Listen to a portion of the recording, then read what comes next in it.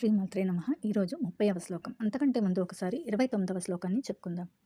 ఆశ్చర్యవత్ పశ్యతి కశ్చిదేనం ఆశ్చర్యవద్ వదతి తథైవ చాన్యః ఆశ్చర్యవచ్చైనమన్య శృణోతి శ్రుత్వాప్యేనం వేద న చైవ కశ్చిత్. 30వ శ్లోకం. దేహి నిత్యమవధ్యోయం దేహే సర్వస్య భారత తస్మాత్ సర్వాణి భూతాని నత్వం శోచితుమర్హసి. దేహి దేహంలో ఉండేది ఆత్మ. నిత్యమ వధ్యోయం ఎల్లప్పుడూ నిత్య శాశ్వతమైనది ఈ ఆత్మ. దేహే శరీరంలో సర్వస్య అందరి భారత భరతవంశీయుడ అర్జున అనేసి.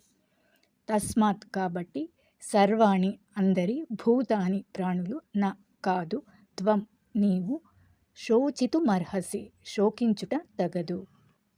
ఓ అర్జున, దేహం నందు ఉండేడి ఆత్మ ఎల్లప్పుడూ నిత్య శాశ్వతమైనది, చావులేనిది. కాబట్టి ఏ ప్రాణి గురించి కూడా నీవు శోకించుట తగదు. అంటే ఆత్మ పుట్టదు, చనిపోదు, మార్పు చెందదు, చంపబడదు, శరీరం మాత్రమే మారుతుంది.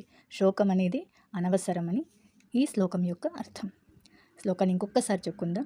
దేహే నిత్యమవధ్యోయం దేహే సర్వస్య భారత తస్మాత్ సర్వాణి భూతాని నత్వం శోచితుమర్హసి.